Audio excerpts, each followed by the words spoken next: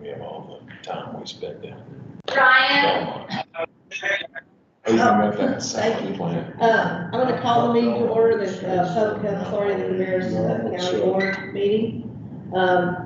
So first item on the agenda is to the adoption of the agenda. We have a motion. I make a motion to adopt the agenda. Sue, place a motion. Second? Second by Steve Morris. All in favor? Aye. Any opposed?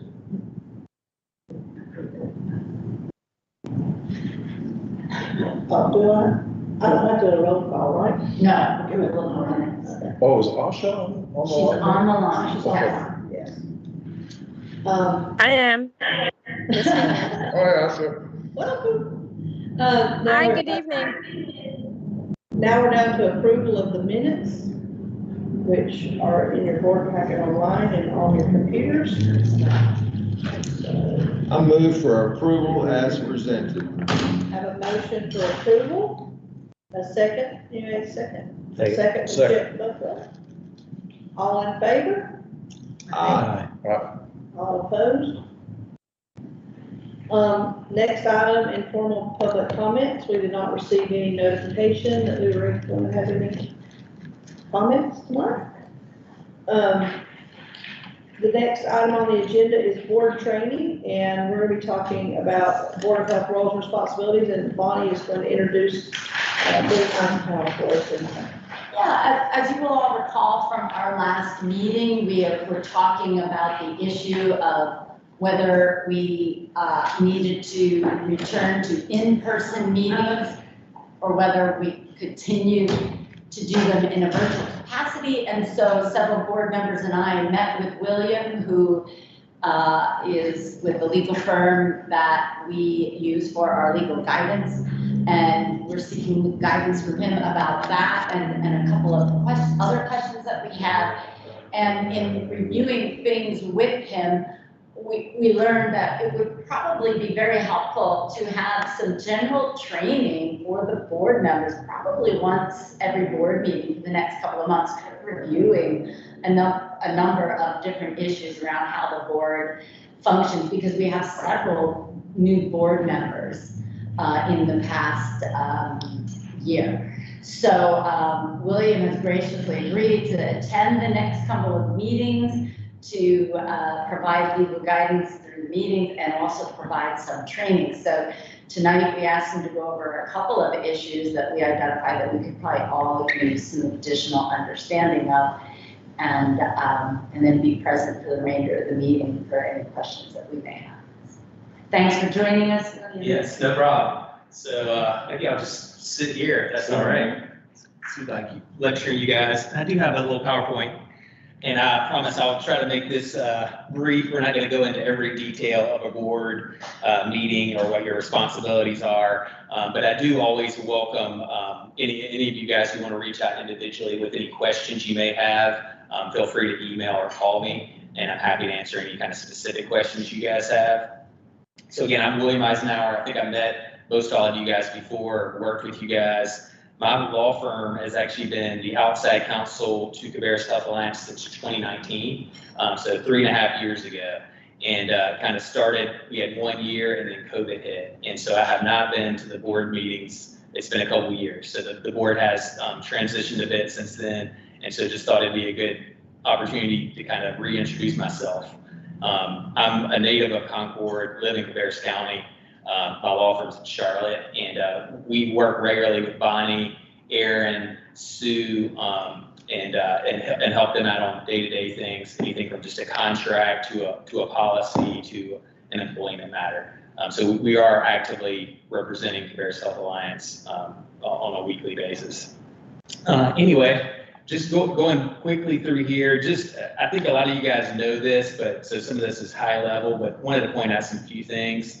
You know, the governance documents for Cabarrus Health Alliance, you have a certificate of incorporation. So you're actually a public hospital authority, which makes Cabarrus Health Alliance, as most of you or all of you are aware, unique. You also have bylaws, you have policies, you have resolutions, and you have internal rules. So one of the things we're really going to work on for the next couple months, and I'll be back here in January, is we're taking an active look at everything from the bylaws down, and making sure that these really work together and are streamlined the best way. Right now, your policies are anything from a conflict of interest policy, a record retention policy, a non-discrimination policy. We will also be, later in this meeting, adopting additional finance policies as well.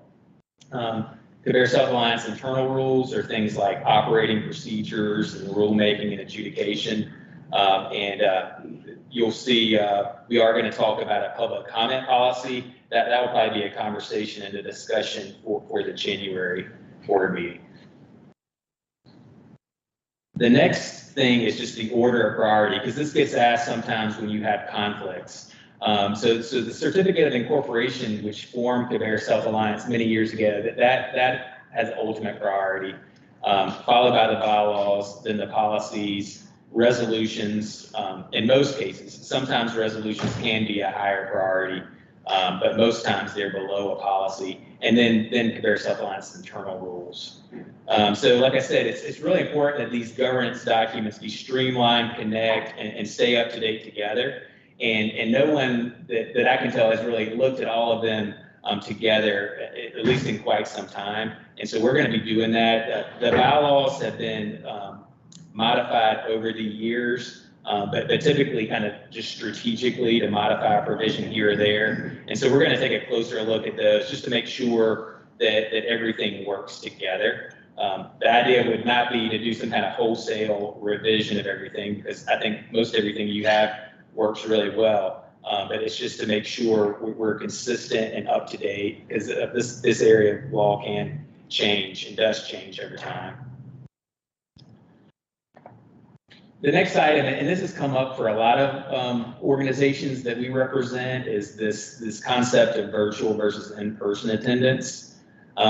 Here's one area that I think the Cabarrus Self-Alliance bylaws do need to be updated. You know, right now you just require the meetings be held in person. There's not even a provision that even provides for telephonic participation or virtual participation in the meeting at all. Not even voting, but just being participant. So we probably want to clean that up. During the recent NORCON state of emergency, the NORCON statutes did allow certain hybrid and virtual friendly provisions for public bodies to meet, both in person and virtually, or a hybrid. As I think you guys know, that state of emergency was lifted back in August. And so subsequent to that, a lot of folks have been asking, should they go back to in-person? You know, some people like the virtual. Our recommendation, and this has been consistent with the NORCON School of Government, is that public bodies really should go back to in-person meeting going forward without a hybrid virtual, or a hybrid or just a virtual structure. You can still participate in the meetings virtually, but our advice is that only folks who are present should be taking a role in voting on matters before the board. So you said that we don't have, first bullet there says currently the CHA bylaws require that meetings be held in person. Right. So we could have a bylaw or a policy that allowed a virtual, like tonight. That's right. You probably should put something in there that allows for a virtual option. But our recommendation is kind of a nuanced thing. See, like, I think your board members should be allowed to participate virtually. And then our recommendation, though, is that their vote not be taken, except in special circumstances. Sometimes if you struggle to get a quorum or things of that sort, you can make a special rule there. But our thought is to really encourage in-person participation. There's always going to be examples where somebody can't go. But right now, your bylaws don't even provide for that. At all. There was a start of, like, at some points we've seen different versions of the bylaws. There was almost a start of a sentence that allowed it, but it never really got in there. So we just want to clean that up. So when you say clean it up, you want to eventually ask us to add that to the bylaws or the policy. Yeah, and so my goal really is to come back before you guys in January with some proposed amendments, modifications to your bylaws. And like I said, I don't want to just throw the whole thing out because they work for you guys and there's nothing fundamentally wrong with them. I just think we can make some updates. I think in today's world, technology being different than it was 5 years ago, 10 years ago, 15 years ago, certainly, that having this option is a good idea. I would recommend that we would go forward with that kind of option. Yes. With your guidance. Yes, I would agree with all that. And I think it needs to address quorum, voting, participation. Something that I don't think we talked about in the smaller group setting is whether or not it's an option for the public. And I think that too should probably be addressed at the same time. Or if you are part of the public and want to be in a meeting, do you have to come here? So. And I think that's a very slippery slope. I was going to comment Yeah. too, so you go ahead. I mean, you know, like, for example, our county commission meetings are all televised and on YouTube and that sort of thing. But none of the municipalities at present are. I think Concord is moving in that direction currently. I'm not sure they're there yet, but I would certainly, I bet I'm okay with that, but I would not be in favor of allowing a citizen to request to attend our meeting virtually with a special provision. I think, you know, certainly we would welcome everyone, but it's kind of like the situation we ran into with the individual that wanted to participate in public comment and could not be here. And so we ended up just reading his comments, which he should have. Yeah. And we are streaming live now, Yeah. but we aren't necessarily having people be able to chime in. Yeah, and I mean, I think it probably, my sentiments probably come from my strong feeling of concern about people's temperament behind a keyboard versus face to face.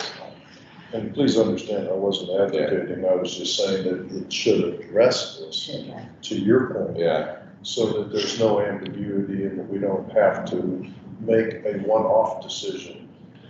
That's right. And so this was a little bit of discussions we've had too of, you know, is that something you put in the bylaws or is that something you put in a separate public comments policy? And so our thinking was a lot of times you would prefer to maybe have something like that in a policy, which would be separate and apart from the bylaws. But I do think, you know, having that, sometimes you address public comments in your bylaws, but I think here, especially with the world we live in now, it might make sense to have a separate public comments policy. And that's another thing that you'll likely see in January. So I think that will be important to have. And I think the county already has a policy like that. We just revised that recently and strengthened it so that we put it in concise language that could be read before each meeting. Right. And so that would be something we would look to that as an example of what we would do here. And it addresses personal attacks and things of that nature. And I believe, correct me if I'm wrong, from our conversation, the bylaws want to be a little bit more general so that your policies can then address the bylaws and be flexible and fluid as needed. That's right. Yeah, bylaws typically are a little more generalized and then the policy is a little more specific. And the idea is policies are somewhat easier to modify and change over time, whereas you don't really want to be tinkering with your bylaws every year. You know, it's, sometimes you need to change your bylaws. The bylaws are meant to be a living document, but not something you would want to revisit. Whereas the public comments policy, it might be that 6 months in, we just see something's not working the way we want it to, and maybe we need to change it. And so it just has a little more flexibility. But I think you're exactly right. The next thing, and some of this is general to any board, whether it be a nonprofit or you know, public hospital authority. And I think a lot of you guys, or most of you guys, serve on other boards, and you're very familiar with this. But just wanted to briefly go over this. It can be unique in a setting like this, where you might be an elected official, or you might be with some other organization that has business with Cabarrus Health Alliance. And it's, that's always a thing you have to watch out for. So, obviously the duty of care, and duty of care is really just you're discharging your duties with the care an ordinary prudent person and a like position would exercise. That's something like, attend scheduled board meetings, be informed and attentive, review the materials presented to the board, just general stuff that I'm sure all of you guys are doing. The duty of loyalty. Obviously, every board member here must act in the best interest of the mission of Cabarrus Health Alliance, not for a board member's own advantage. I think that one is pretty self-explanatory. And Cabarrus Health Alliance does have a conflict of interest policy. And the last duty would be the duty of obedience. And this is that, board members are true to Cabarrus Health Alliance purpose, powers, goals, as stated in our certificate of incorporation and bylaws and other governance documents. I think those are all, fairly self-explanatory. Another item just wanted to talk about briefly is, the order of meetings. Obviously, as you guys all know, a quorum is required per the CHA bylaws, which is pretty standard. It requires a majority of the board to be present. Meetings are open to the public. All your meetings are open to the public unless in closed session for a permitted reason. Meetings require proper voting. Your bylaws actually provide for all board members must vote unless you have been recused due to a conflict of interest. So sometimes people will want to abstain from a vote, but the way your bylaws are set up is that you will be asked to vote unless you have a conflict of interest. So William, is silence always counted as a yes? Yes, that's right. So there's really no abstaining because you would just count as a yes. All right, the next thing is under agenda items. So this question I know came up specifically. North Carolina law actually does not require you to have an agenda for a meeting. Obviously, I think it's a great idea for any meeting to have an agenda. There's certain rules if you do have an agenda. One is the agenda include a public comment period, which yours does.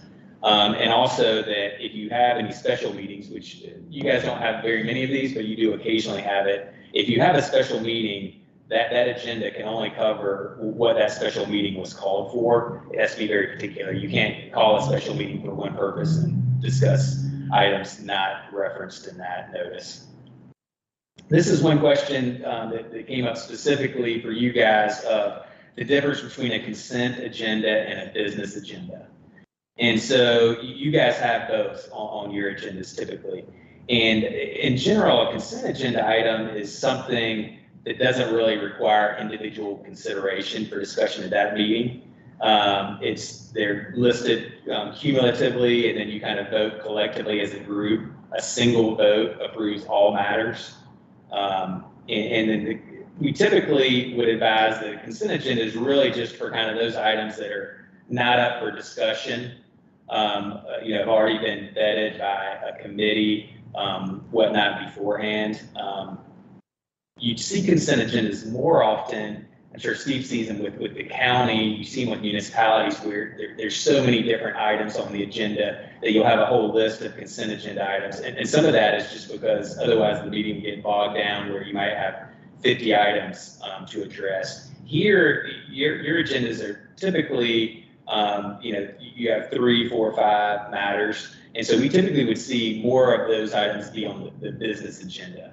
And the business agenda would be where you discuss each particular item and then have a vote on each particular item. And so they're not all pulled together and collectively voted on, that they would be individually discussed. So that looks like, to me, a judgment. It's a matter of judgment. That's right. It's subjective.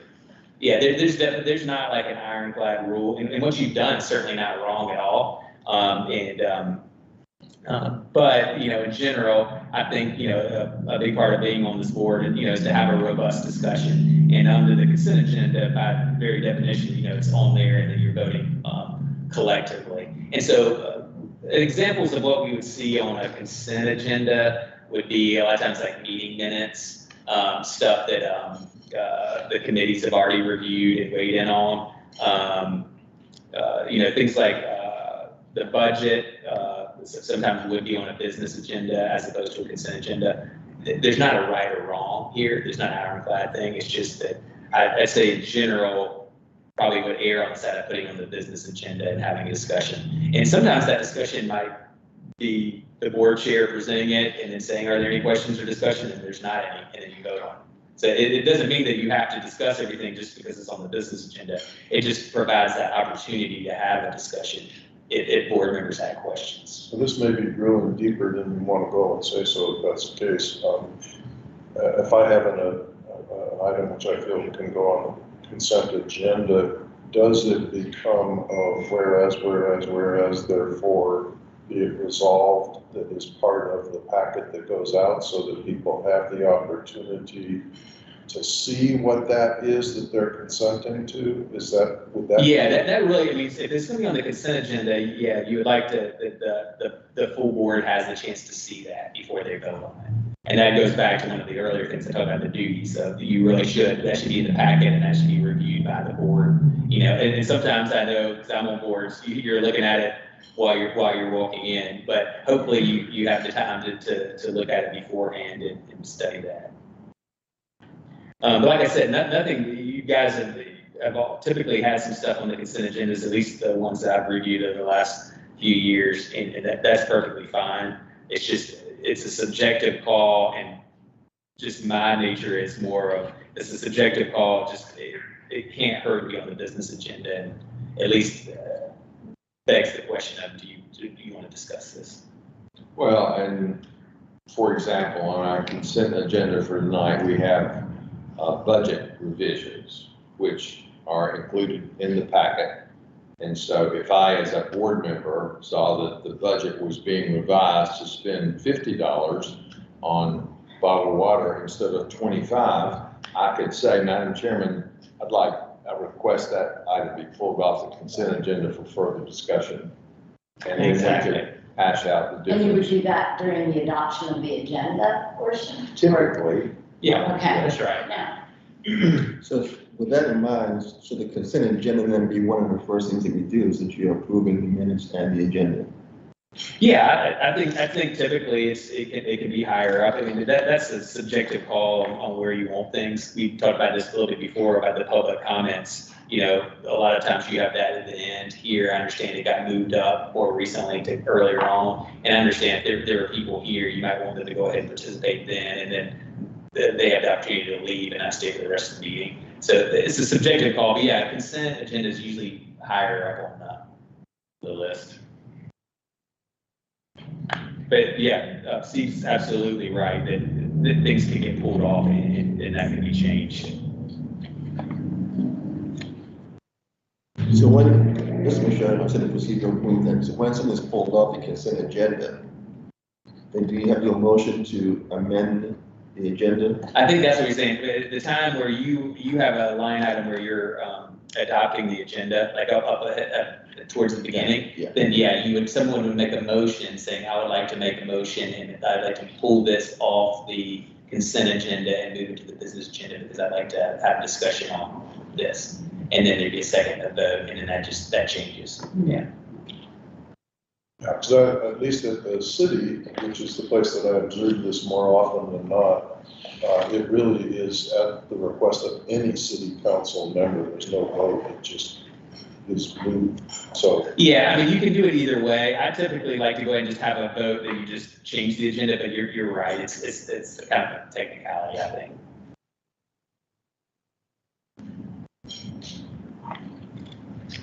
The next item, and this is a big topic for a lot of the boards, just understanding on closed session versus open session. Obviously, the default is, board meetings are going to be conducted in open session, open to the public, pursuant to the laws and the rules of open meetings set forth in the North Carolina General Statutes. There are some topics that fall into an exception to the open meetings law, and those can be discussed in closed session. And, the most common that we see would be kind of under, one would be to prevent disclosure of confidential or privileged under law. That's kind of under the closed session A1. Another common one would be to consult with CHA's attorney to preserve attorney-client privilege. You see that, an example of that would be active litigation, and we come in and you tell us, you advise us as your attorney how the board wants to proceed. And then the third common one, and maybe even the most common one after the attorney-client privilege one, is to discuss personnel and other employment matters. So this would be if you wanted to discuss, any staff member's performance, you wanted to review an employment contract, that could be done in closed session. That's something that you wouldn't necessarily want to have in open session if you're doing a performance review of some sort. In order to go to closed session, that typically, if you know in advance you're going to go into closed session for a particular matter, we'll go ahead and put that on the agenda. And so that has been, periodically on your agenda. And if we do, then you do have to have a duly made motion to go into closed session, and you really should identify the reason that you're doing that. And it could be as simple as saying, we're going in under A6 to discuss performance of an officer or employee. So you would typically provide something like that in the motion. Closed session discussions, those are going to be kept in separate minutes. And those minutes are held and sealed until such time as the permitted purpose is expired and it's no longer needed to remain confidential, and those would be unsealed. There will be some closed session meeting minutes that stay sealed forever. But typically at some point they lose their confidential nature if active litigation matter is settled, things of that sort. So sometimes employee matters, though, those minute meetings never get unsealed. But this is a big point because obviously there's some very sensitive topics that you really want to talk about in closed session and not have it open to the world. And we just always have to make sure that it's a statutorily permitted reason that we're doing that. There are actually 10 different ways or reasons you can go into closed session, but in my experience, the three most common are the confidential nature, to give advice to us as your attorneys, or to discuss personnel or employment matters. Again, I'm going to my experience watching the city council meetings. They typically do approve the closed session minutes. From a practical and procedural perspective, I've never thought about this or asked the question before, but how do they know if those distributed? And if so, it sort of puts at risk the confidentiality of, I'm just kind of curious. Sure. So I can tell you how some of the other boards we do this. That's actually one of the permitted ways you can go into closed session is under A1, and you can actually approve the closed session meeting minutes in closed session. So a lot of boards we represent do that. So that the next meeting or just periodically, they will have a standing item on their agenda that's going to closed session under A1, and at that time, they approve the closed session meeting minutes. And those do typically get distributed out to the board, but with detailed instructions saying, these are subject to your review, not to be disseminated. Sometimes also you just bring in hard copies, and you have a hard copy in a file and you review it at the meeting, and you just take a couple minutes and you read them and make sure you don't have any comments, and then you approve them. And so because the default is they're going to stay sealed unless you unseal them. But that's a good question, because we do want to be careful that those don't get widely disseminated. The employee one is a particular topic of consideration, because to the extent you're speaking very candidly about a job performance or there's other issues there, that's not something you want to get out in the public. The one thing is a lot of boards, always, you love to go into closed session to talk about general policy matters, and that's something we really can't do. It needs to be a specific matter. Sometimes, and I'll be here at least for the next couple meetings, we do have some boards that like to start having general discussions, and I'll kind of gently try to refocus it back on the particular matter that we're discussing.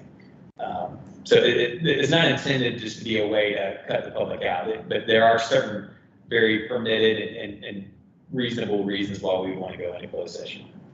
On the Board of Commissioners, we typically do not approve the closed session minutes at all, unless there is some issue, and we certainly never distribute those. I was gonna say, is that you're not approving because you don't want the chance of distributing Right. and then having confidential. And we do have board members that leave closed session and go and share the information. That's not what they're supposed to do, but they do it. Right. And the board attorney typically sits to my right and frequently says, you can't talk about that. Yeah, in closed session. That's right. Yeah, and when we do take action in closed session, like if we evaluate an employee, then whatever action we take, then we come out of closed session and go back into open session and report what we did. That's right, yeah. There's some exceptions where you wouldn't have to do that, but yeah, typically if you're taking action, you need to go back into open session and take that action in open session. There's virtually nothing you can do in closed session. Well, there would be, the example I would say where there's not an action would be the attorney-client privilege one. Sometimes if you're giving me advice on how to handle a settlement negotiation or something like that. Now, when we get to the final settlement, then yes, you would need to come back into open session and approve the settlement. But that would be the main one I could see. Sometimes the performance review, there would be no action item. It's just we had a discussion about a particular employee. But to the extent you would ever take an action item, then that needs to be in open So session. you can't actually do motions and approvals in a closed session. So like, for example, say this board went into closed session to make a decision to fire me. They would have to go back into open session for the final vote to actually fire me? Yeah, they could have the discussion about the reasons why and all that sort of thing, but to take the action. And so, yeah, I'm trying to think of other examples. As you're thinking about, let me ask you a question. We do, now one action item you can take is it is permissible to approve closed session meeting minutes in closed session. That is actually one item Oh, that so you they can can do. take the motion and Yeah. approve, right? Yeah, but No there's motion. limited exceptions to that where you can take an action. So you always have to come back into open to Yeah, take and action. some boards, like the county, don't ever do it. Some do it every periodically. I don't think it's a bad idea to go ahead and do it just because sometimes there are changes or whatnot, and just go ahead and have it freshly done as opposed to sitting in a file. There's, like a lot of these things, there's not a right or wrong. It's just a preference of the board. I can think of only one time in 10 years that there was a request for closed session minutes. Yeah, that's right. And it was a litigation. Yeah, exactly. A lot of these are so rare. It's just, I'm always protective of, like, we want to be careful because, yeah, it's narrowly construed. We just wouldn't want to abuse it. But there's going to be conversations in closed session that sometimes get a little farther afield, and I will be there to kind of just, like Rich Cook would do for you guys, and just say, hey, let's get it back to the topic. Right. Can I push the envelope just a bit? You usually do.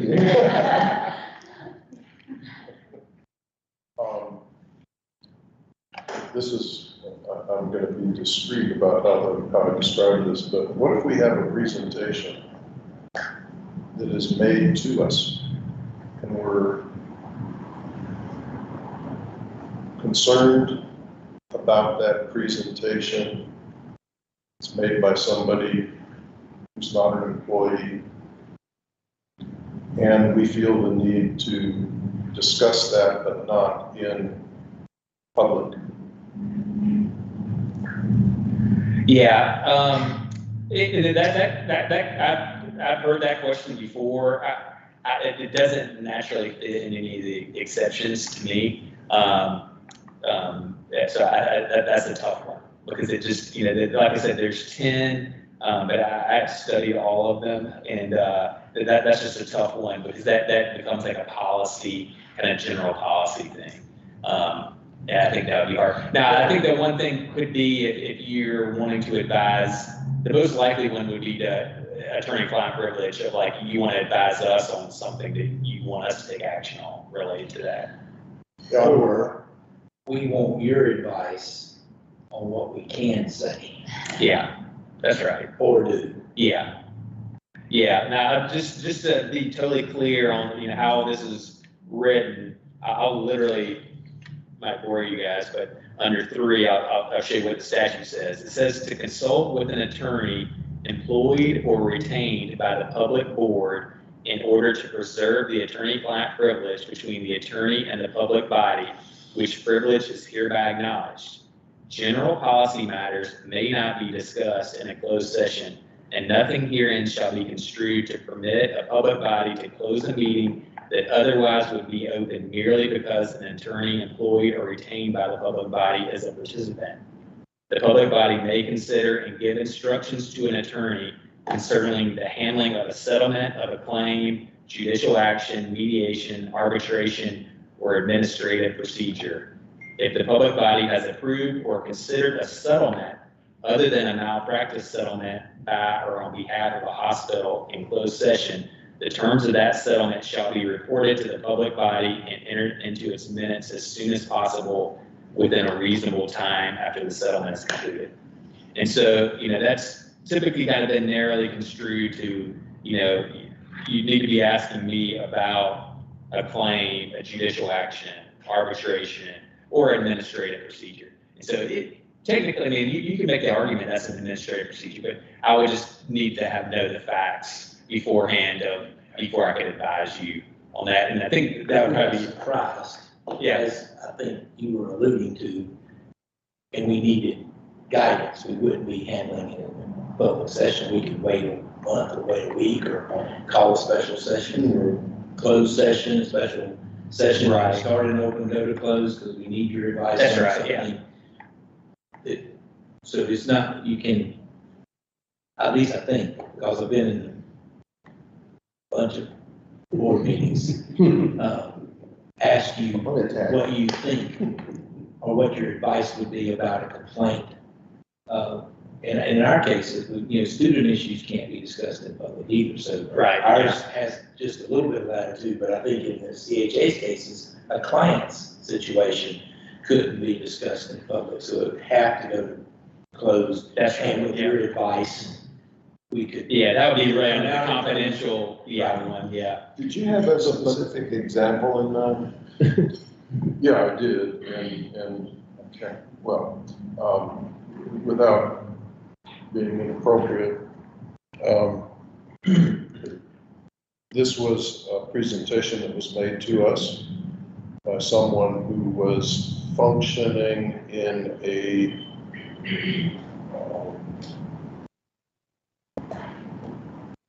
leadership role. And I can't recall if that was under our auspices or under the county's auspices, but we were concerned about it. And so the question kind of goes to, for me, goes to, I think the right answer is we would want to consult with you about whether or not we could discuss that and discuss options in a closed session, because this person in effect is functioning as a representative or is heading up something that we're engaged and involved in. So what is personnel in that example? Because I think that there was consternation. Well, we actually did discuss it in closed session. I shouldn't say that, but because I was leaving it at that time, but I'm sure that was not appropriate at that particular moment. But Well, yeah, I wouldn't necessarily say that. I mean, there could have been a compelling reason to go into closed session to discuss that. But yeah, I think so long as you're giving me advice, requesting on how you want to handle something, or you're requesting my advice on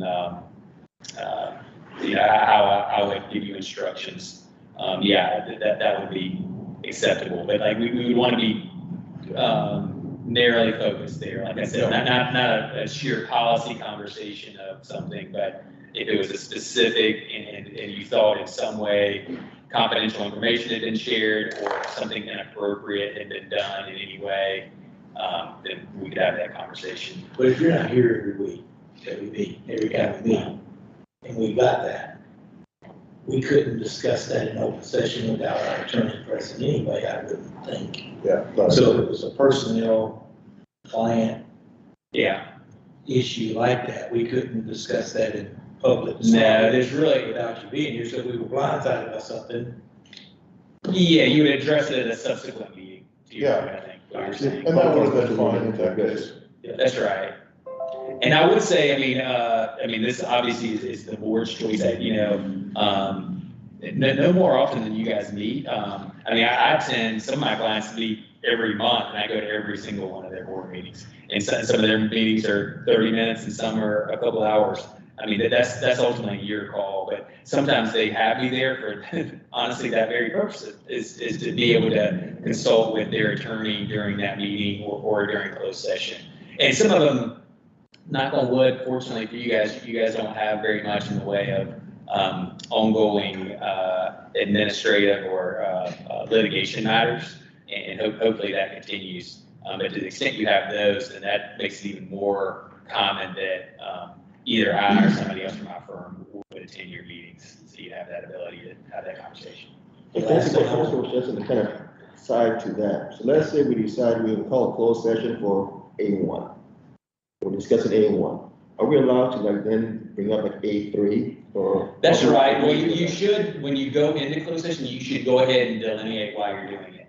And so typically you'd have a motion saying, we're going into closed session under A1, A3, A6. And go ahead and delineate this out, and not like just more of why you're in closed session. You should go ahead and technically the motion should be adopted, in open session, identifying why you're going in. And you cannot add when you're in closed session another one. It's best to get all the linear out before you go into the session. Yeah, it would be best to do that. So, but what if while you're in closed session, you realize like that, I think Yeah. that's probably what. It's just a little bit of a slippery slope of they Yeah. can morph into something else. I think that, if it just happens organically, I think that's fine. I think what they're really aiming at here too is that you don't intentionally, you go into closed session, for some purpose that's not permitted. And That's what the default on everything should be that we're open and we want the public participation. And then we're going into closed session really to protect confidential and privileged items that we don't want shared, not to have a policy conversation or just discuss something that we don't like, that kind of stuff. I guess the one that would concern me about this organization, let's say if we had somebody come in during public comment session and said, you are the public health authority of Cabarrus County, and there is the restaurant right around the corner here serving dangerous food items, and people are going to die, and you need to take action immediately. And then I would think the board would say, we probably need to talk about this, and we don't need to be talking about Joe's Restaurant around the corner and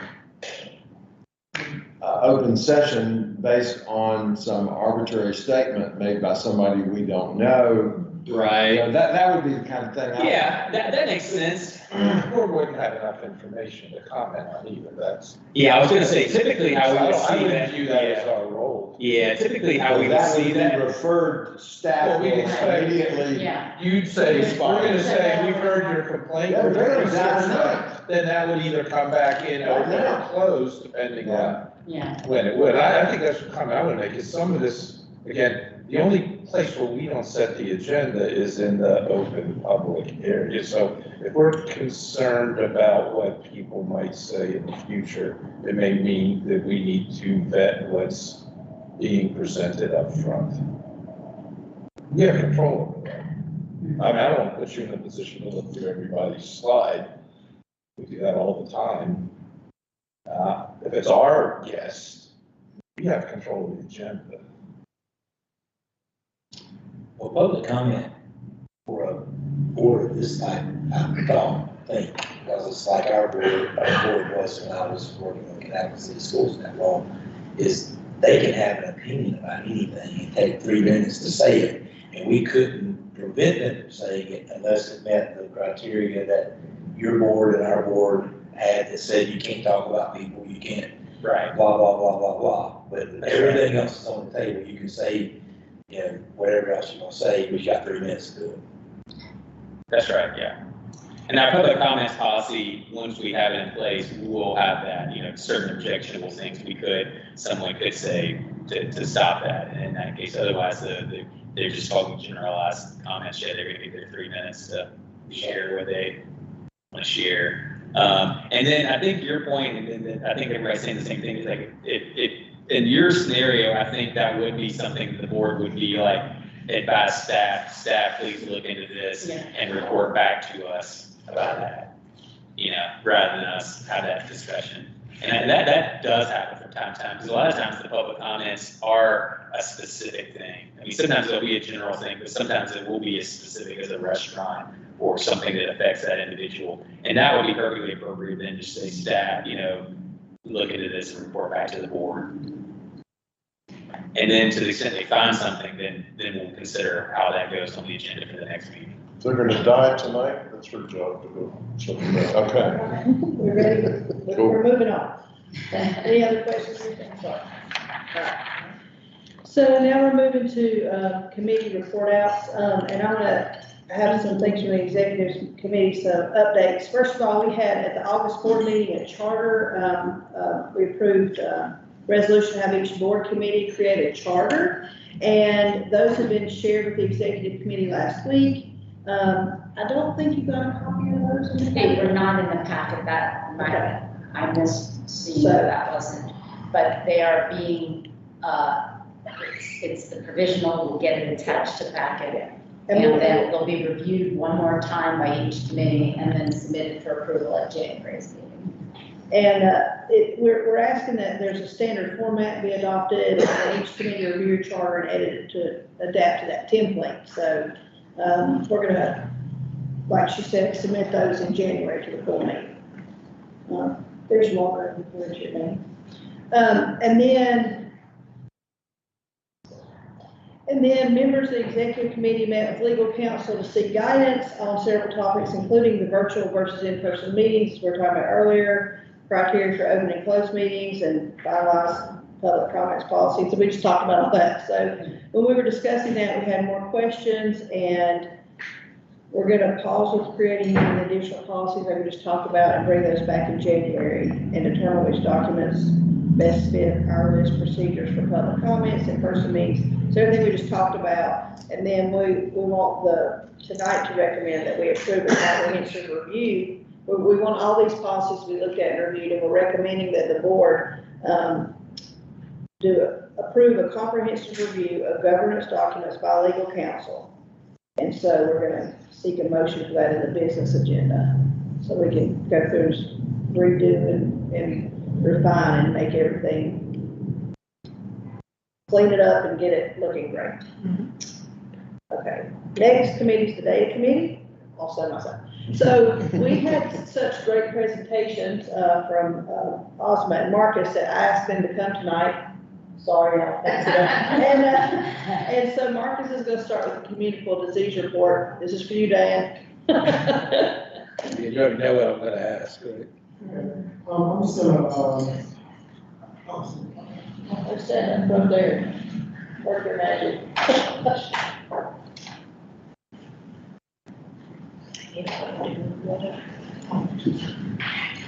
he's just gonna, discuss just a few of these, diseases that, have, affected our county. I guess I can just kind of, group, some of them together. For 2021, Canby, and to slow down, just a little bit. I'll start with some of the key points. Canby,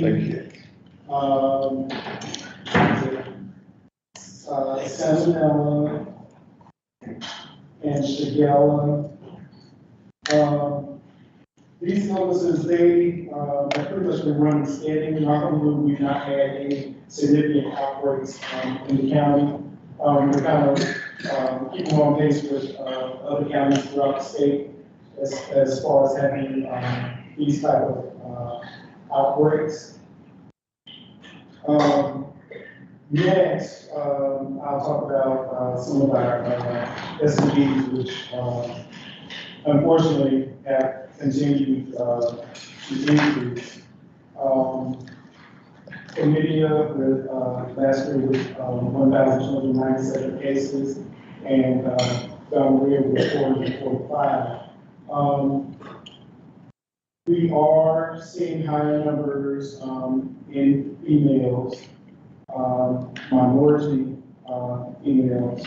We've had an increase in, syphilis, not just in our county, but, throughout the state and the nation, actually. This is, impacting, African American males, in particular.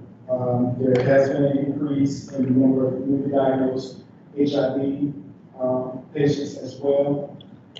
As far as, CD and CHA, we have really, increased our outreach this year. We attended multiple, community events, providing, information and education about, all of the services that, CHA offers.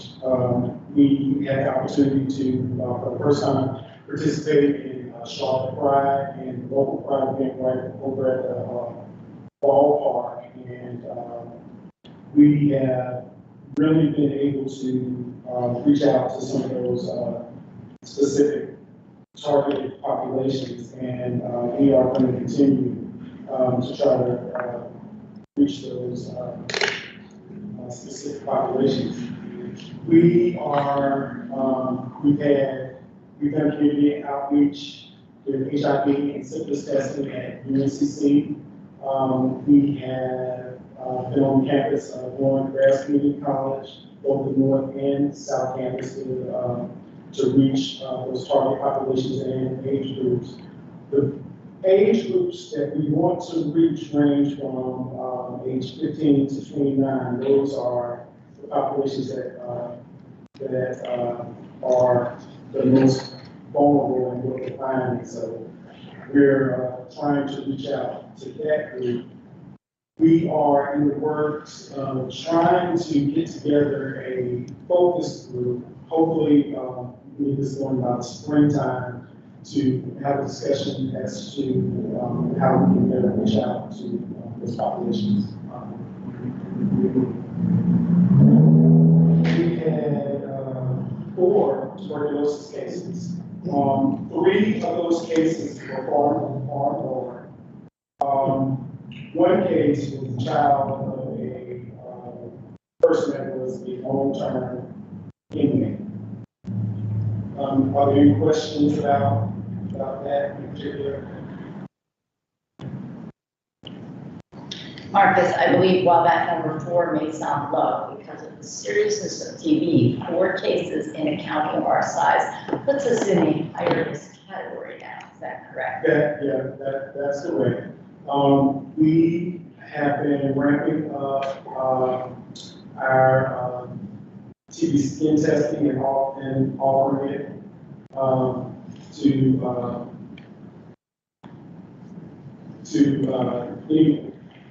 the community.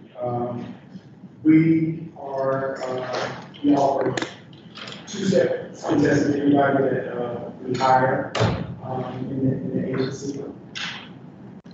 We would like to, we plan to also increase education in the community about tuberculosis and the difference between latent TB and active TB and things like that, because a lot of people don't fully understand the significance of that.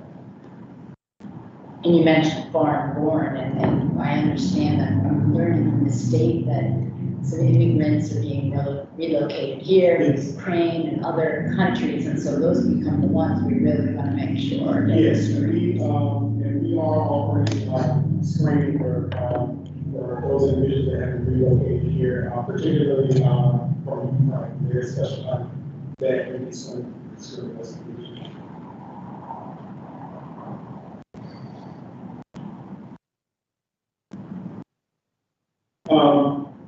Buddy Box is not on here, because, you know, we just, got into that this year. Cabarrus County has a total of, 10, positive cases that we've had, in our county. And out of those 10, only one has come through here and has been diagnosed here in our clinic. We are offering, the, Jynneos vaccine, to those targeted populations that are most affected.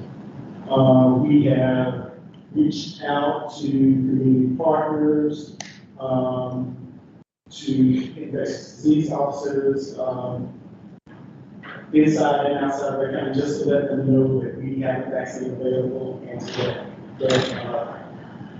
let some of those that are vulnerable know that we're offering that. Are you offering through the prep clinic here? Yes. And all of our PrEP patients have been offered the vaccine, and a majority of them have taken both doses. Tuberculosis being poor, you said kick this up into a higher or a different category, something, is the number 4 significant, or is it a percent of the population, or what was the kick up? It's the percent of the population. It is a little on the higher end. We need to be more alert, more vigilant. So were we kicked up in 19 and 22, and not 19 and 22, but 19 and 20 also? Because it was like 3, 3, and 4. Right, yeah. I mean, it's, The 4, edged us into the next notch, if that makes sense. it makes sense, except there's been population growth, so I was. Yes, yeah. It does, if it's a percentage of the population, it makes sense, that's what I was asking. It's not a big deal.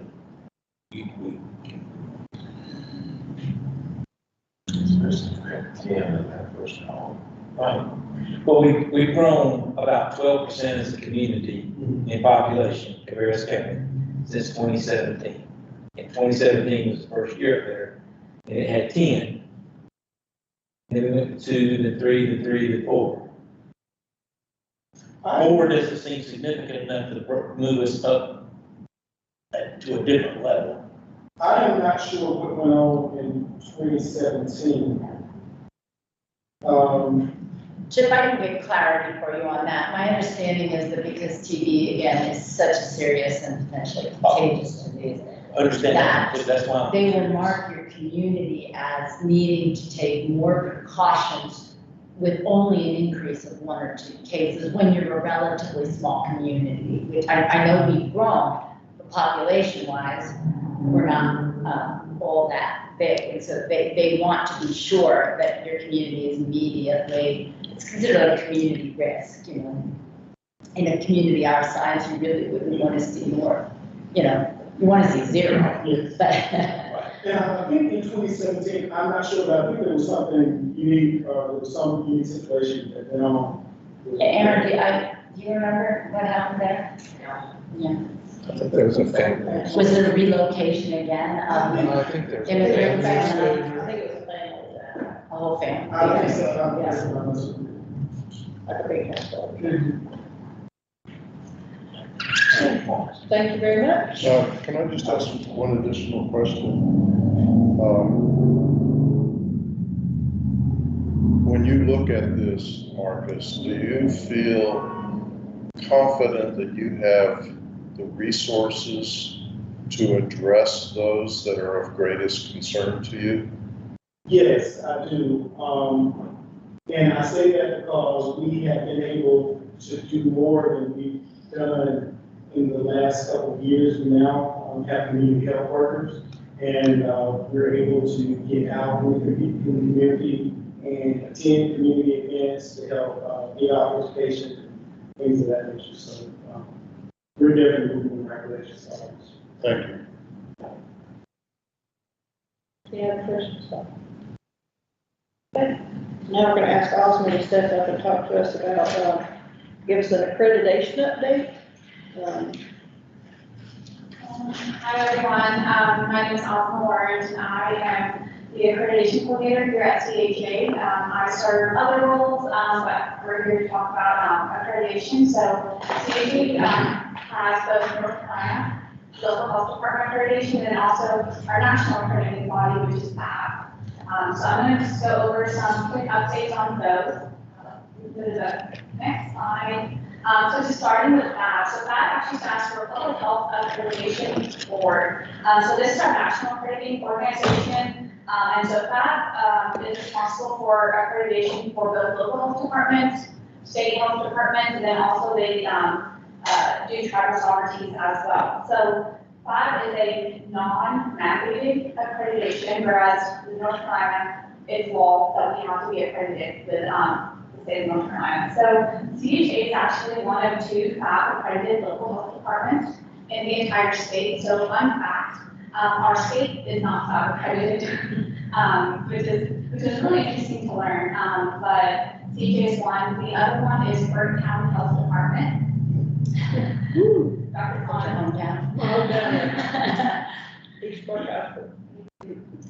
So PAB has a 5-year accreditation cycle, and CHA is currently in year 3 of 5. So we have 2 more years to go until we really start prepping for reaccreditation.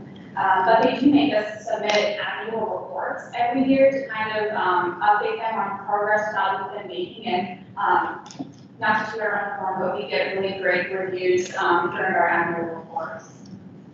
And then finally, PAB functions with the 10 Essential Public Health Services Foundation. So all of the evidence that we submit for PAB have to align with our 10 Essential Public Health Services.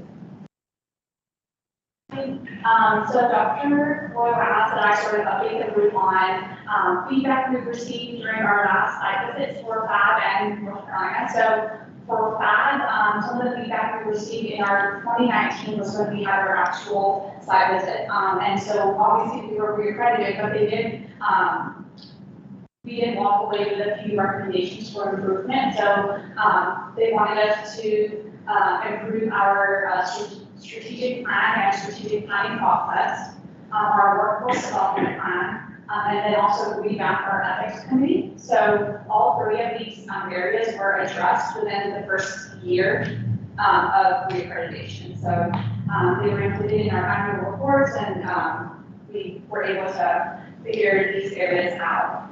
Next slide is some feedback we received from our most recent annual report submission. So we just submitted an annual report in July of this year, and so I'll let you read, but they really did highlight the fact that we've been formalizing, integrating improvement and performance and equity into our operations and culture as a health department. So they do love us over at PAB. I recently actually got asked to present at the Public Health Improvement Training Conference on what our health department is doing in terms of performance improvement. So that was a request that they made specifically to have us present, and that was a pretty awesome experience. North Carolina Local Health Department accreditation, our last site visit was in 2017, and we only missed one activity during our 2017 site visit, which is amazing. That actually puts us in, we consider that accreditation honors. So that's what we're looking to do again this year in North Carolina Local Health Department accreditation. We are currently in our reaccreditation cycle. And so like I mentioned before, North Carolina accreditation is mandated by law. So that is something that health departments have to go through every 4 years. And we actually are going through it this year. We were supposed to have gone through it in 2020, but it got getting moved because of COVID. And so we're finally able to submit all of our evidence. So we have a total of 148 activities that we have to submit evidence for. And so that's been a huge undertaking. I stepped into this role in end of January 2022. And so my focus really has been on just making sure we are on track for accreditation. And I'm really excited to share that as of this week, all of our evidence has been uploaded onto the dashboard. And I can't say thank you enough to every single employee here at CHA because I had to connect with almost everyone in order to collect some piece of evidence. So with North Carolina reaccreditation, there's really 3 key steps. So completing the HTSAI, which is what I keep referring to when I say collecting pieces of evidence. So that HTSAI has 147 activities that we have to have typically primary evidence for. And so that all gets uploaded onto our state dashboard, and that's what these site visitors actually look at when they come and, well, they look at the pieces of evidence before they come for their site visit, which is the second key step. So our site visit has been set for March 2nd, 2023. And so part of the site visit also includes interviewing the staff, and 2 of those staff, so we have to have our environmental health director, our public health director, and then our clinic director be interviewed by our site visit team, but they also like to interview 2 Board of Health members as well. So we will be reaching out for that as well. But it has been set for March 2nd. And the final part of our reaccreditation process is the education that happens in Raleigh by the reaccreditation board. So we'll get invited at some point in May to attend an education, and they'll let us know that we've been reaccredited for North Carolina Health Department accreditation. Just a little bit more about accreditation. So the 147 activities fall within 3 huge buckets. So agency core functions and essential services. The second bucket is agency facilities and administrative services. And then finally, we have 27 activities that fall within Board of Health and governance. So I've been reading a lot of meeting minutes the past year.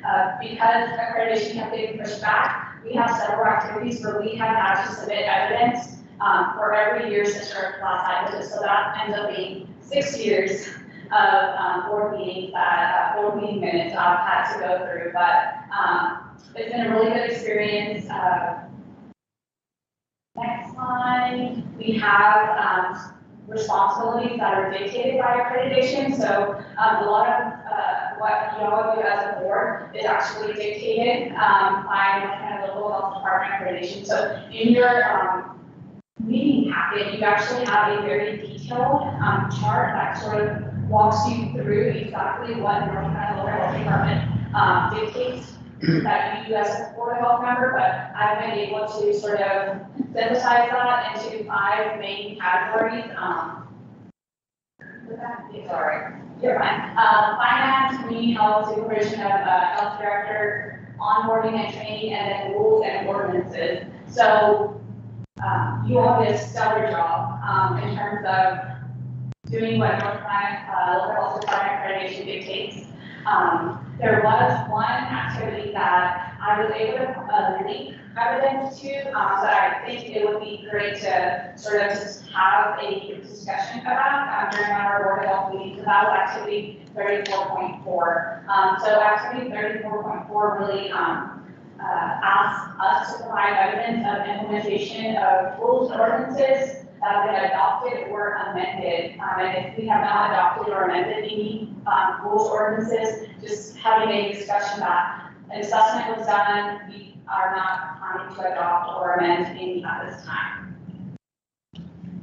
And just the fact that that needs to be included in our Board of Health meeting minutes. So it's very technical, but I know we had some discussions. I think the last rule that the board adopted was the tobacco rule way back when. And so it's as simple as if y'all decide nothing needs to be changed right now, we just include a statement in our Board of Health meeting minutes.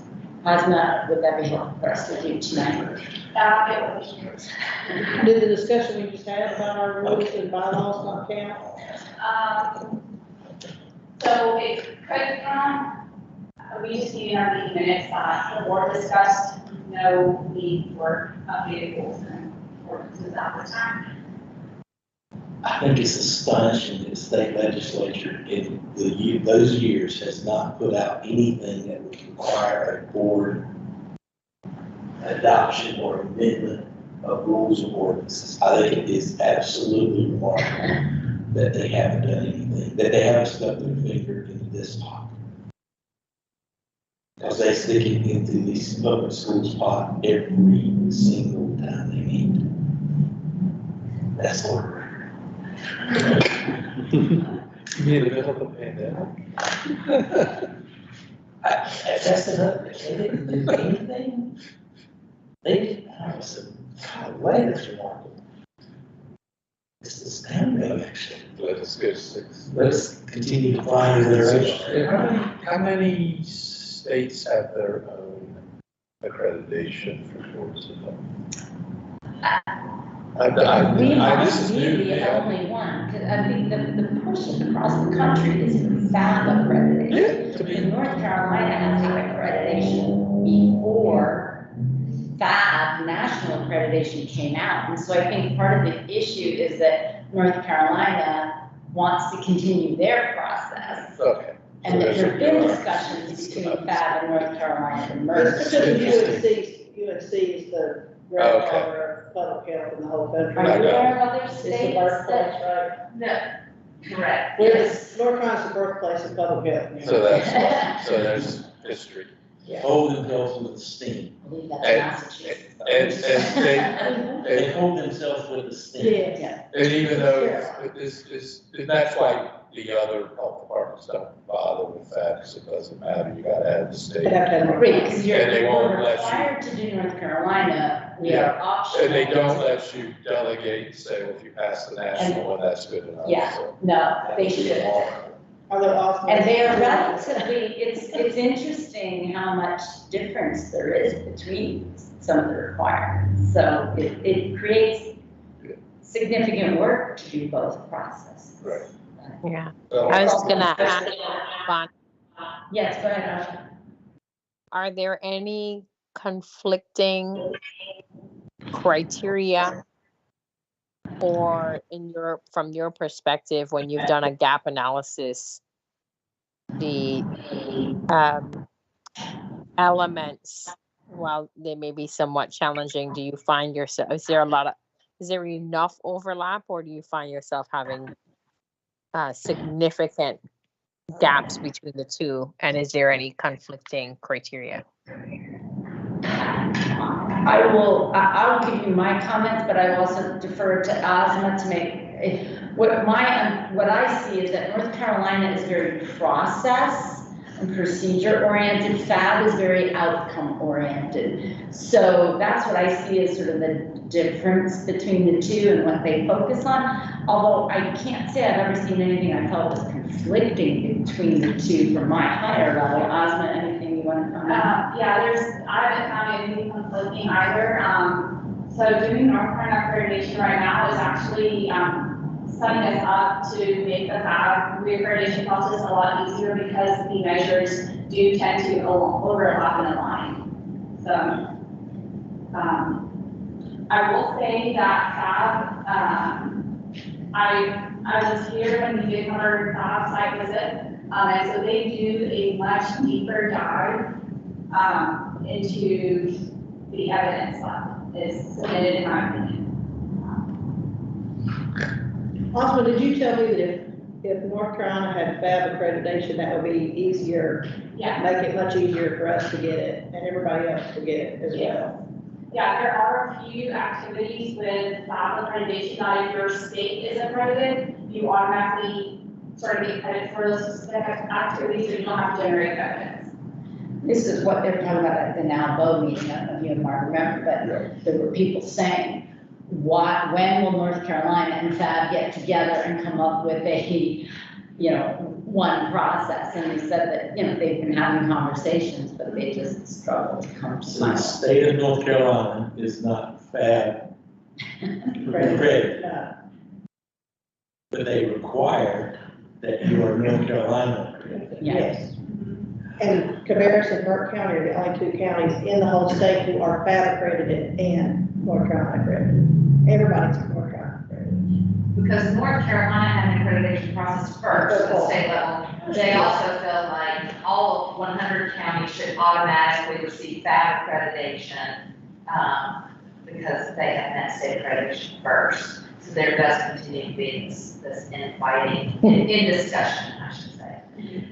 May I also add that this activity is less about your Board of Health rules and your operating procedures as it is your community rules that impact health outcomes. So an appropriate proposal, maybe a discussion tonight to say, at this point in time, we'd like to take no action, but you direct the staff to bring back opportunities for rulemaking. If that makes sense. Could we make that motion?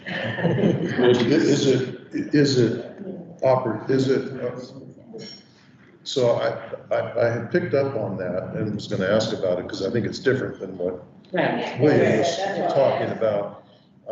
But is what we need to do is to, I think it's real close to what you said, except for staff to review rules and ordinances and bring us any modifications and or additions. Sure, absolutely. Yeah, okay. Thank you. There's so much. I just want to call out Ozma and her team. She is doing incredible work. I sat down with them, and they are incredible. And they are probably the one in the whole, that I've told everybody, like, they're the one in the whole group that kind of pulls everybody together because they want their data. So please encourage data. I also want to pray. She's into this role at a very challenging time and has had a short amount of time to pull everything together. You'd have to be so detail oriented, and she's doing it. So she is putting the detail there. So she just really deserves kudos. And congratulations for finishing before November 1st. The other noticeable part about what you're saying about her is when she speaks with such confidence, you know she actually knows what the heck she's talking about. I'm sure she does.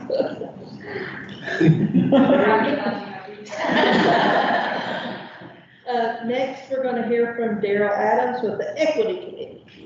Well, you're part of the equity team, so. The equity team met and we were able to look at the organizational equity action plan by Mr. Lewis. Later on, he's going to present their plan and business agenda with a motion for approval. So we'll do his presentation. And by the way, we did review it, and we believe it is something that's needed for us. So we'll be presenting later on in the presentation. Thank you, Mr. Lewis. That's okay. Thank you very much. And now we're gonna, now we're gonna ask Sue Yates from the Finance Committee. The Finance Committee met Friday, so I'm gonna defer to Mr. Yes, we had a good meeting, rather thorough discussion about budget revisions, about variances, about a number of items. And I think we are continuing to work toward making the reports very transparent in terms of the budgetary items, the way the budget is being managed, the performance against the budget, the variances. And I will say that we were very comfortable with the budget revisions that were presented. Hard not to be positive about them because they all reflected new grants that had been received and additions to the budget associated with those. So those are all in your packet. And I guess we will particularly deal with the budget revisions during the consent agenda.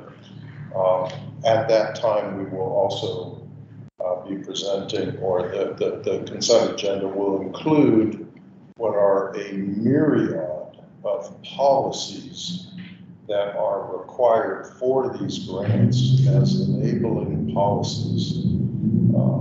we did not go through those with a fine tooth comb because William had gone through those. And my understanding, with a complete legal review, we are comfortable with the fact that the policies that you will see in the consent agenda reflect what is required for each of these grants in order to properly account for and report on activities within grants. Do you have anything to add to that, Mr. Morris? Good report, but we could probably spend 3 or 4 hours going through each one of those individually, or you can accept Mr. Spitzer's report. I felt comfortable with that one. And we did spend quite a bit of time. We did, yeah. And we will continue to do so. Sue and I had a lengthy conversation before the meeting. We're going to continue to work together to make sure that we don't take up 3 hours of time in the meeting and yet provide you with a good sense that that you are exercising your fiduciary responsibility as board members. So we're continuing to work on that. I compliment Sue for her willingness to look at those things and to work together. Yeah, and I would say to that, I think Sue did a great job pulling those policies together. And I think we're having 5 of them tonight. And there will be a few additional policies that will come before us in January. But we're taking care of the key ones right now that we go ahead and get adopted in place. And you did, I think you mentioned that these are all related to the ARPA regs and being sure that we're in compliance with them. That's right. Okay, any other questions or comments about that? I just want to give all my thanks to all the committees. I think everybody's doing good work and I appreciate it. Dr. Coyle has the health director. Yeah, the report is in your packets. I really encourage all of you to look through all of the information because the staff are really working hard. I'm going to highlight just a couple of bullets in the interest of time to keep us moving along. Things that pertain to issues that have come up recently at other board meetings. As you all recall, we've been struggling to recruit school nurses. We are down to 2 open positions. So we are seeing some success with our bonus. Technically, it's slightly more that we have 2 open positions and we have 1 position that the person has accepted, they just haven't started yet. But so we are making progress at getting those positions filled. In our dental program, I really want to highlight that Dr. Ellie Steele received a statewide award at the North Carolina Public Health Association meeting in September for her work. Again, she is just doing stellar work, building a really strong dental program. Really excited about that. In environmental health, thanks to the county approving some additional positions, we are down to just 2-week turnaround on our on-site inspections. So, we have 3 people who are going to be getting all their certifications done in the next, approved by the state certified in both in food lodging and on-site. So we are, thanks to the additional funding from the county, really able to get things operating very efficiently in the environmental health area. So thanks very much there. We had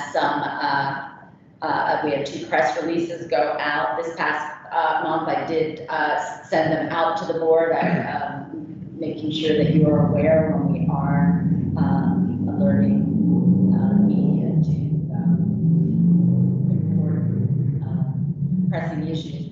The last thing I want to highlight, and again in dental, and this is more just as a data point, which I find really interesting, is that we are back in the schools doing our kindergarten screenings, and they've completed screenings on over 1,100 kindergartners, and our untreated decay rate was almost 29%, almost 30%. this year, and that is significantly higher than we've seen in previous years. Probably a strong indication of, the challenges we've all faced through COVID, but also something we really want to work hard at making sure we get these kids connected to the dental care they need. So big thanks to the schools for allowing us to get in there so we can do outreach and get kids connected to care. But I just thought that was sort of an interesting stat to see, again, likely driven by COVID and the challenges of prison.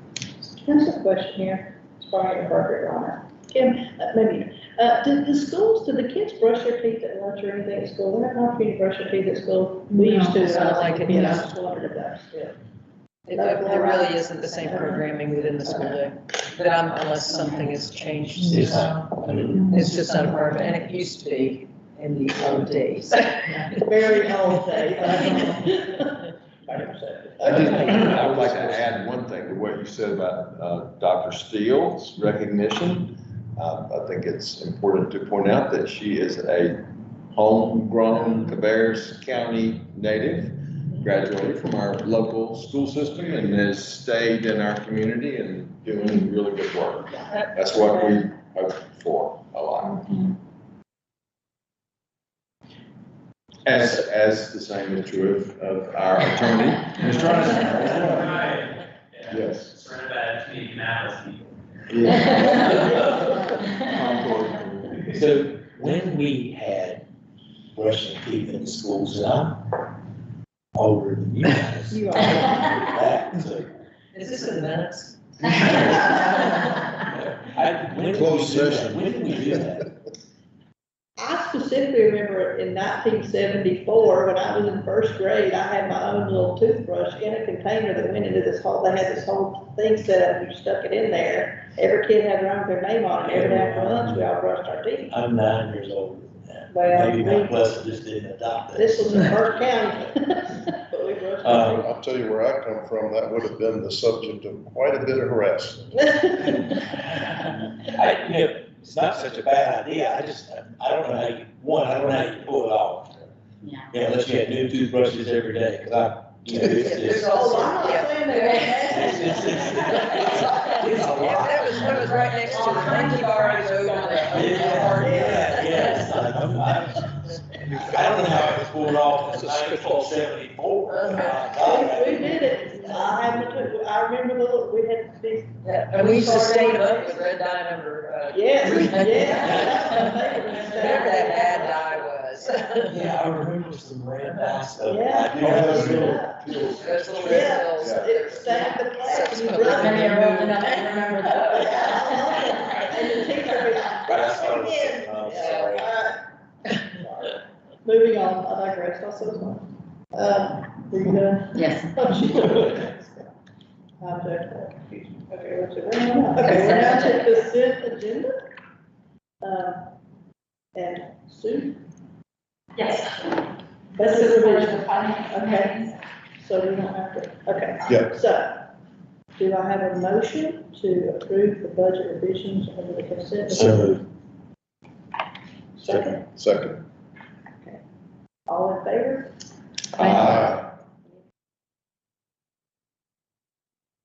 Finance policies, also were discussed. And so, I need a motion to approve the consent agenda. Madam Chairman, I think the motion to approve the consent agenda. Was the whole thing? covers- Lump sum. Yeah. That's right, yeah, you approved it. Right. Yeah, Okay, that's- we got it, I'm sorry. Okay, business agenda. All right. National Equity Action Plan, Kim. Waiting for a minute. 3 hours later. Oh, getting that up. Good evening, everyone. That's good. So, just wanted to kind of give everyone a historical rundown as to the importance of this work that we're doing with the Advancing Equity Grant and how that translates into our equity action plan. So the CDC launched a $2 billion grant, and the focus of this this national initiative was to identify the significant disparities that came as a result of COVID-19 and how it impacted our high-risk and underserved populations, especially our ethnic and minority and rural communities. And so with this grant, it was a 2-year focus. And year one, we wanted to assess the organizational capacity to advance equity. We wanted to identify what those focus areas were that we were doing well and what were the things that we needed to improve. And then from that, they wanted us to develop our own equity advisory councils or find ones that we can support in the community, but then also look at the way that we market about COVID-19 and combat misinformation.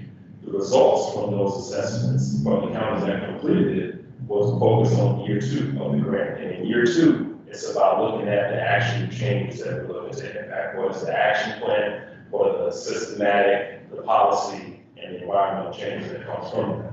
So when we're looking at the timeline, the grant kicked off in September 2021. And so it required our local health departments to assess our infrastructure's capacity to advance equity.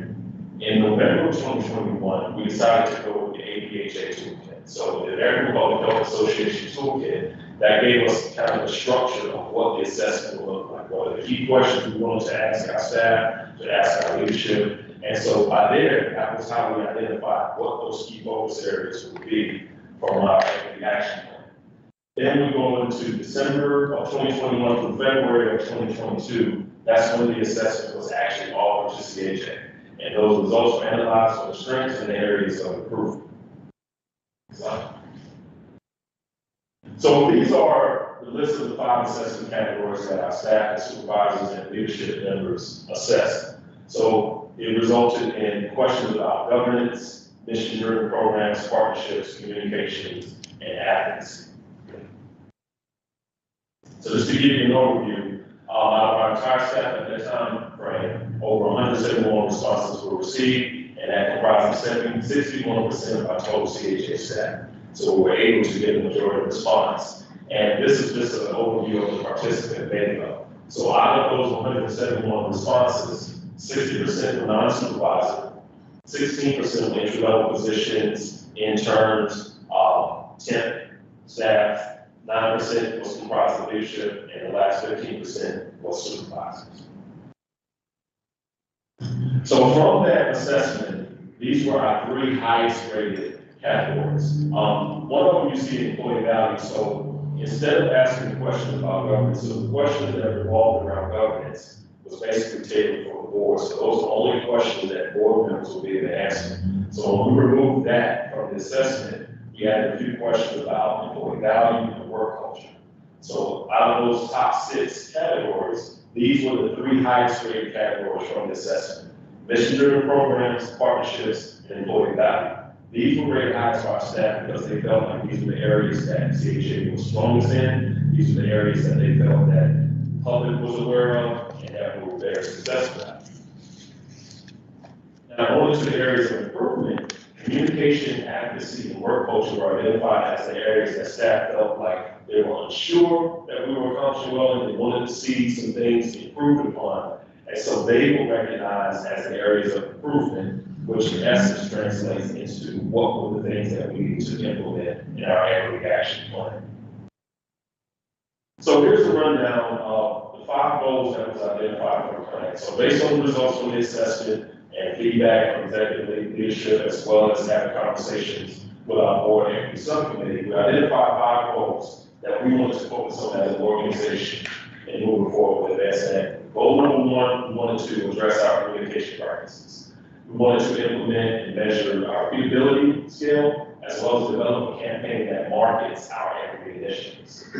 Goal 2, we wanted to identify ways to promote community advocacy. So that is going to involve a combination of our policy and ethics committees, having more in-depth collaboration, but also identifying municipal leadership partnership opportunities within the county. Goal 3, we wanted to make sure that we promote a culture of belonging and not one of fitting in. So we're doing that. We wanted to expand our DEI trainings. We wanted to establish department platforms for safe sharing for our staff members. But we also wanted to enhance opportunities for leadership development. Goal 4, we want to continue to do a better job of tracking our organizational equity initiatives. A lot of staff knew and they're aware of the great things that we're doing, but they're not aware of how we track it and how we keep that documented. So with those actions, we want to align our initiatives to our core equity pillars, which I'll discuss at the end of the slides. But also, we want to make sure we're sustaining our internal and external equity councils. So that's our equity advisory councils, our equity, board subcommittees, as well as our recovery and resiliency councils. That gives us an opportunity to interact with the community, to get their feedback, as well as how we implement it into our plans. But another thing that we wanted to take a look at from a financial standpoint is how do we expand our organizational contracts to include minority-owned, women-owned, veteran-owned businesses and vendors. And then our fifth goal, we wanted to assess our organizational programs for accessibility and quality of service. We want to first determine our organizational definition of equity. What does it mean for CHA and how do we demonstrate that? Then we want to identify the services that our underserved population are missing. And then from there, what is the best tool that we measure our service quality with? And so finally, with the equity pillars, previously you may have been aware that we started out with 5 pillars when we initially announced the proclamation that declared racism a public health crisis.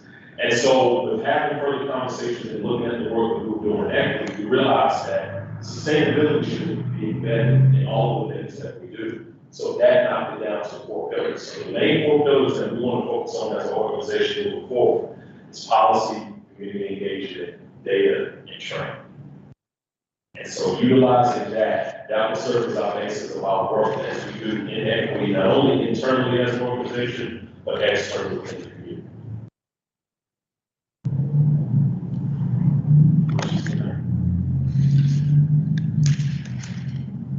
So the initial areas that they identified as being strong, what was employee value versus board culture? So with employee value, we were asking questions of, did you feel like you were making an impact in this organization? Do you feel appreciated in your department? Do you feel like your job and your responsibilities add value to CHA? And it rated very high, and that everyone felt like they had a purpose in CHA, that they were making an impact regardless of the departments that they were working in.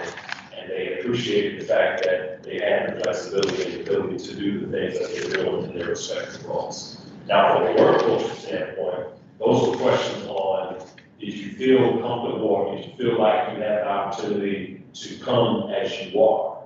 Are you able to share your experiences in a safe space without feeling like you were going to be retaliated against? Do you feel like there's not, enormous issues of bias? And that was an area that staff felt like we needed to improve on. And so that is what leads into the role we're talking about, a culture of belonging versus a culture fit in, where staff members can come into the work environment knowing that they can come as they are, with their experiences, good and bad, and still have that high value and impact, but also feel appreciated in those faults and in those good things. So just to be clear, because I got a little hung up when I was reading this earlier on the same issue of employee value and work culture. And this is probably just my misunderstanding, but on the page where you talk about the 5 assessment categories, those aren't per se listed. Correct. These are outcomes of the other measures, I think is what is being said. Is that correct? And so, just as you stated, so the toolkit, these are the 5 that you will see on that toolkit. It was that they didn't have the opportunity to speak with leadership and speak with supervisors. Those additional 2 areas was added because it felt like we want to make sure we capture those experiences as well as what we do as an organization externally, but we want to capture a few more things internally so that when we're assessing equity, we're looking at it from both perspectives instead of just solely external.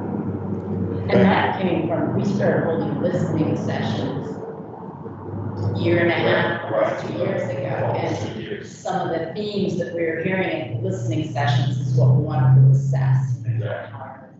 Those were things. Do we have deliverables back to the CDC, or is this an open-ended grant that just starts to do? The grant is from the CDC to the state to us. Our deliverables are back to the state. The state has to give the deliverables to the CDC. So what do we have to report back? Just the results of the survey, or just an action plan? Yeah, we have to report that we did the survey, and then the action plans and that's kind of what you're looking at here. And what are we doing as a result of this survey? What actions are we taking? Okay, is there something past that we have, did we get results that we have to do, or is it just that? Because it's just a 1 year response and we're good. So it's actually just a combination of 2 years, so this is really your point, so the first year, is really literally listed around 8 to 12 deliverables on the estimate, so we actually showed them that we identified a toolkit, and we actually initiated assessment, we created a council, so those are the big things from year one that we were actually doing the work and here are the steps. Year 2 is about what are those action steps, you have a plan, you develop a plan, who contributed to that plan, where did you get insight from, what does your plan look like, is it systematic change, policy change, and then also include those deliverables, we have to include the financial report, we gotta show what the money's been spent on, because they're also tracking, are you using the funds to pay the salary of the individual that's managing the grant, are you purchasing materials and things that's gonna contribute to those meetings, and so in combination of that, I also have to contribute for period reports that kind of show the progression. All right, now that you've conducted this meeting, what's your next step? So you have period reports, you have financial reports, delivery reports, as well as monthly meetings that I have to attend with the state representatives to get the latest information as well as documents and training materials that I can share with the organization as part of the deliverables that, the grant request does. And like we praised Ozma, it's time to stop and praise Keon, because almost every county, I believe every county in the state was offered the grant. Some turned it down because they couldn't figure out how to get their act together. Some accepted it and are still trying to figure out how to get their act together. Keon hit the ground, was running, they have highlighted his work for the other counties. Aaron held a regional equity summit a month or so ago to get more folks sharing, and everyone's contacting Keon to say, walk me through what you're doing, because this is a really good model. So I guess since you're way ahead of this, in the year two deliverables on something that's rather subjective, what do you think you have to deliver back? So the two biggest things that we're gonna have to deliver back, we're gonna be focused on, so for example, we're gonna focus on walkability, audits and assessments. Highlighting areas within our respective counties that are not the safest to travel and walk for our citizens. So what are we doing to assess those things, but also how can we empower our citizens? So that's one of those things that's gonna put us a step ahead. A lot of other counties are doing it in a way so that the county itself or the agency is doing the assessment and they're sending the reports. We're gonna do it in a way so that we can do it, but we're gonna train the community members to be able to complete it themselves, to be able to advocate for themselves when they attend those meetings. So they not only get reports from us, but they can hear from the community members themselves. Okay. And another thing we're gonna be looking at is food accessibility. What are we doing to reach out to our respective communities to figure out how we can get healthier food options and opportunities for them? What are we doing to communicate with our stores? And so the best part about that is it already aligns with the things that we're doing within our community impact department and healthy living.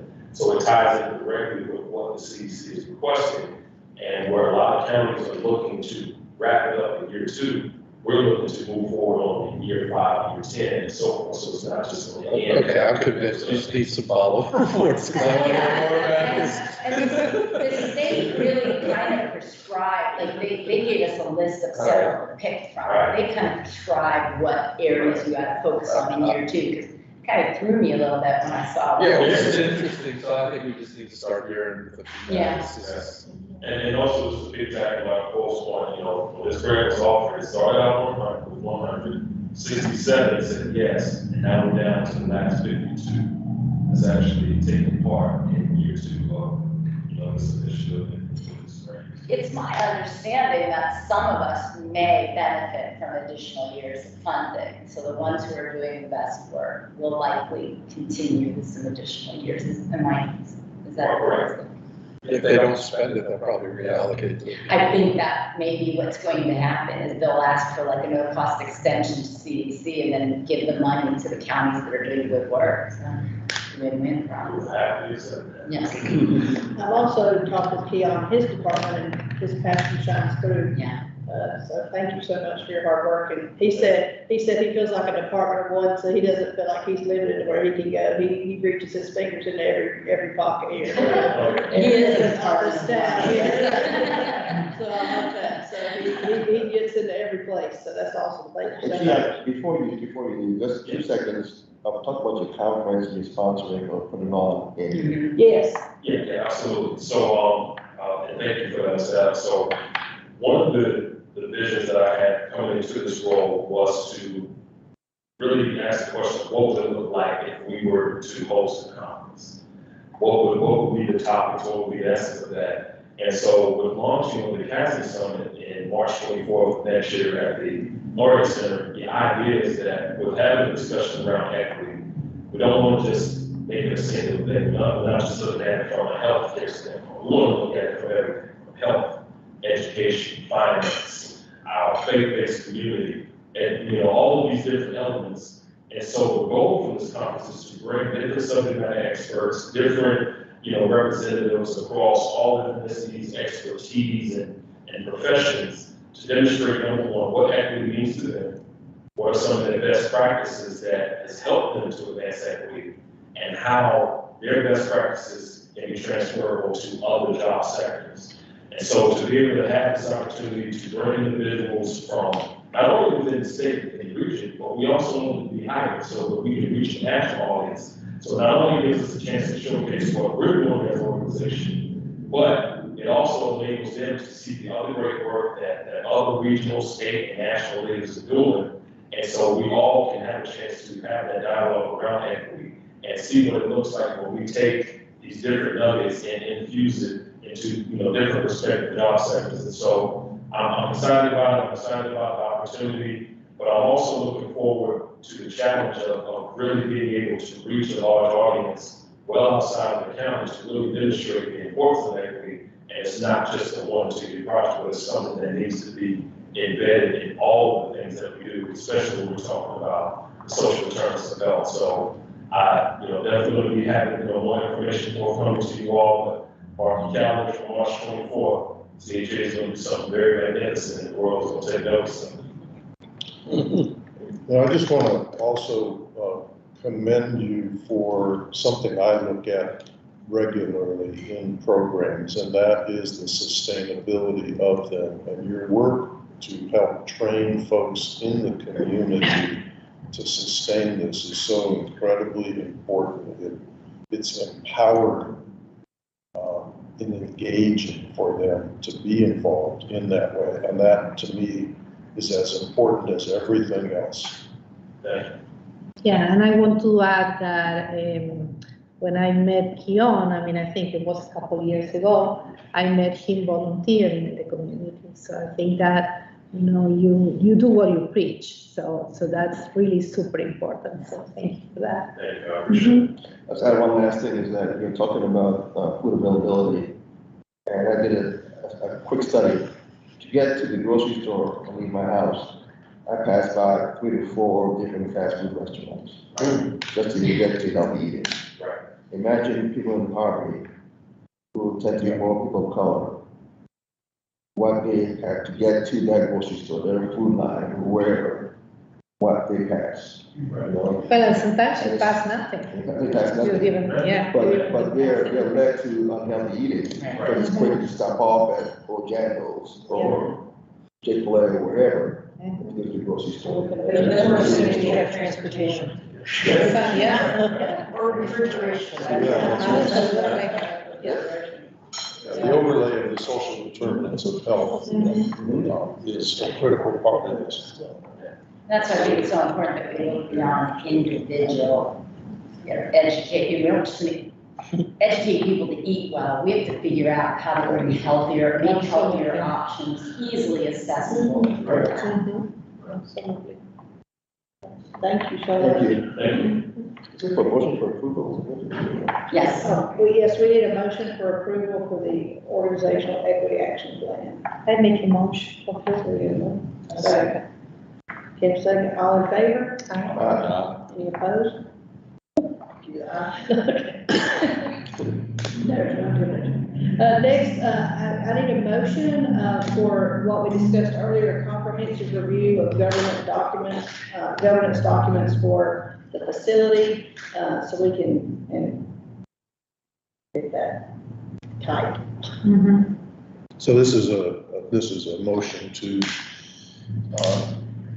say that we as a board want to have William do this comprehensive review and come back to us of our governance documents with recommendations. So I move. Second. Motion, by Mark, second by Chip, all in favor? All opposed?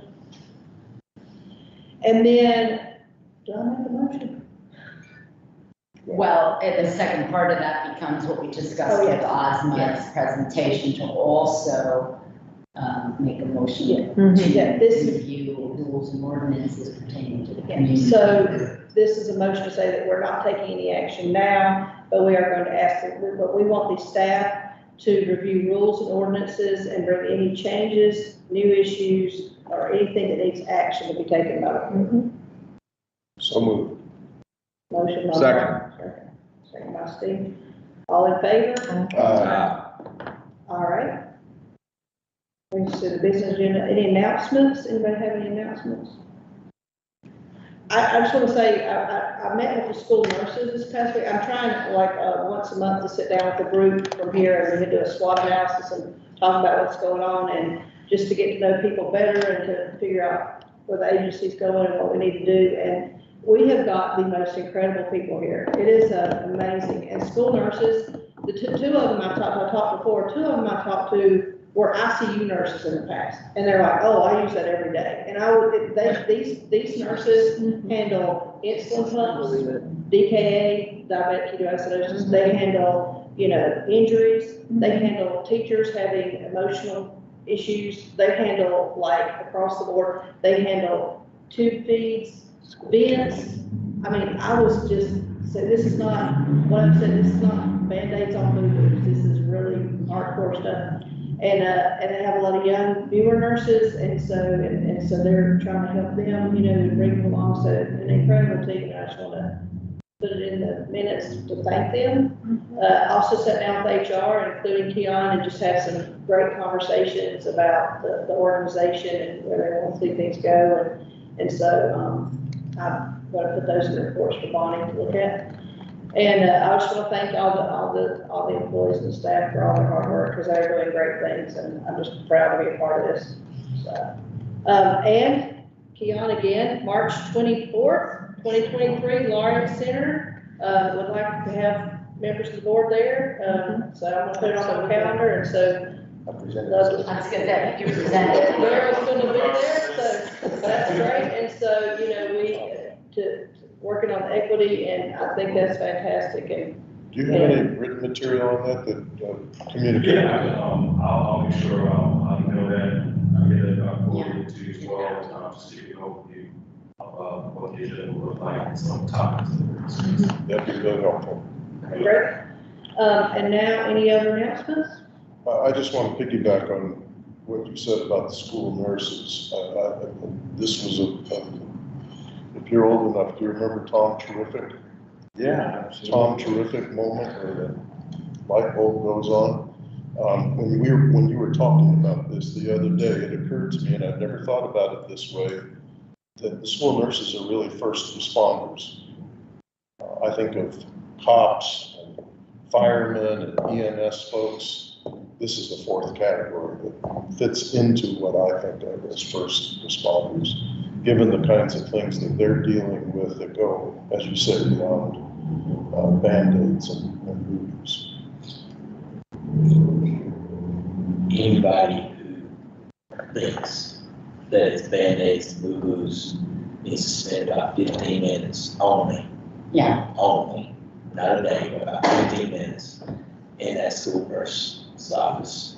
And they'll walk out and be thankful that the person there is doing what they're doing and they don't have to do it. Yeah, I went out to one of the schools to meet with one of the nurses who was recently named the lead nurse.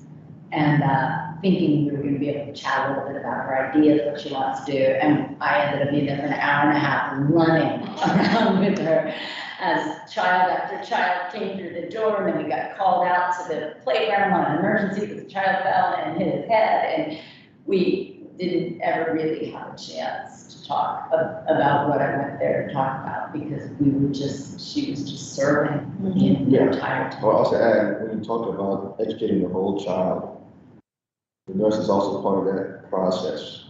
Not with the transfusion insulin pump, but when we need to talk about social emotional for a young person, we bring in psychologists and psychiatrists, the nurse is part of that conversation as well.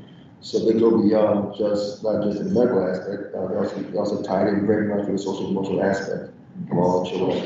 They probably know more kids in that building, than probably an administrator. Yeah, and, just like the county has identified mental health as one of our priorities, when I've been out moving many of the schools, nurses at their schools, and they all say one of their biggest challenges is the mental health side. One last thing, if we did not have the county support we have, there's a very, very good chance that the majority of kids that are served by those school nurses will never have care. Not have minimum care, but have no care. So whenever that comes back up to have a discussion about, we need to all be present. And we need to have signs and posters and kids and everything else there, because it is unusual. Other folks don't have this. We are one of the few counties in the state that has a school nurse in every school. And we cannot at all minimize how important that sport is, because it could not be done otherwise. And as I think about that, Chip, and I think about Keon's report, your report, and each of the things, your comment that we have such great people, which is, I think all of us agree on. What comes to mind is what are we doing as a board, as a community, enough to recognize these folks in such a way that they know how much they're appreciated? And I don't know that there's a simple answer to that, except it does raise that question to me. I know that there's the city does, whenever there's it was a veterans thing they did, a proclamation. Do we do proclamations from time to time, either at your level or at the city's level?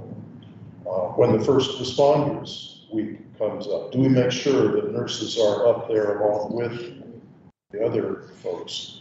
I don't know, I want to continue to think about that, because sitting down there working day in and day out, that there needs to be, I think, more that is done to create a sense of recognition. One thing we are planning, I don't know, have we picked a date yet? We usually do a holiday celebration, ask all board members to be there and say thank you, and then we have our years of service celebration, and most of you did come last year for that, thank you. And you probably need to get that holiday, I think you were working. Yeah, so we're going to have a full staff years of service celebration where all staff can attend, and so just staff get recognized. So peers can celebrate their peers, and then it'll be one of the only time where, all 300 of us get together. So that'll be January. We're gonna let teams get through the hustle of the holidays, doing their team celebrations, and you as well. So yes, we have provided a couple locations, so we'll get that save the date out to you within the next week or so. Good. Thank you. Got a motion to adjourn? So moved. Second? Steve and Kim, thank you very much. Opposed? No.